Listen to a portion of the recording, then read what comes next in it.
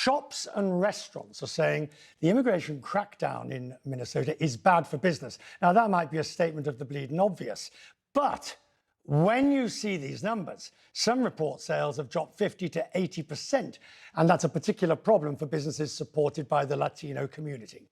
The owner of a Mexican restaurant in St. Paul says the immigration officers are scaring off both customers and workers.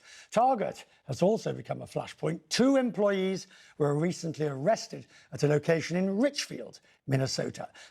Russ Adams is the manager of the Corridor Recovery Initiatives at Lake Street Council. He's with me now.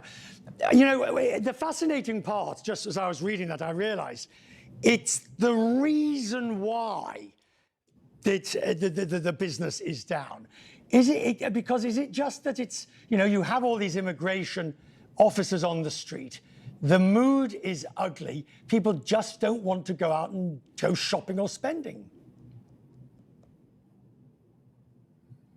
Yeah, I think that's right, Richard. And by the way, thanks for bringing attention to the situation in Minneapolis. I think there's a climate of fear, there's a climate of intimidation that has an impact not just on folks who are non-citizens, but also citizens. We've seen people pulled out of their cars and assaulted. We've seen ICE officers putting a knee on someone's neck in the process of an arrest. That echoes what happened with George Floyd 6 years ago. I want to say that most of the folks who are protesting, if not all, have been largely nonviolent. There are provocations. There's no question about that. Tensions are really high, but it's unbelievable the restraint and self-regulation that these groups, these crowds, have demonstrated in the face of outright provocation and aggressive tactics.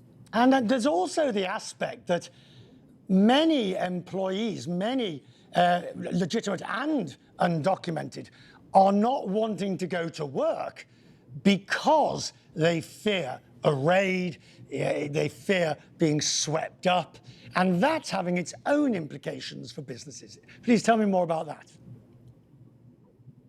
Yeah, that's right. We're getting reports that businesses are understaffed, people are pulling double shifts. We are putting out a message that if you're concerned about what's happening in your community, if you're mad about this policy, and we can differ on immigration policy, but if you're upset about it, one of the best things, easiest things you can do is come to cultural corridors like Lake Street and shop and dine and go to the entertainment venues and support those local businesses that drive and generate revenue for our local economy. Those figures you mentioned are monthly revenue figures. We have all of December in because this started on December 1st. Is there anything that shopkeepers, that merchants can do? If it's firstly a question of personal security and safety, and then it's a question of simply a lack of atmosphere and who wants to go shopping in these environments, there's not much. I mean, you can cut the prices, but and my guess is that they're already margins are thin, so there's not a lot you can do. Yeah, I think that's right. They've had to self-educate themselves with help, but on what the Fourth Amendment says about the right against illegal searches and seizures, they put up signs that say ICE is not welcome inside the building, that you cannot enter. Their parking lots have been used as staging areas.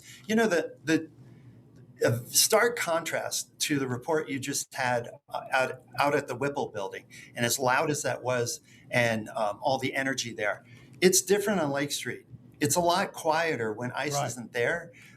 We have businesses that are open, some are closed, but none of our business owners are being aggressive towards ICE. We're not provoking anything. They're just trying to make a living. I'm grateful to you, sir. Thank you. We will follow this more closely in a sense that because as the year moves on, we'll want to see that your members and your merchants are recovering. Thank you.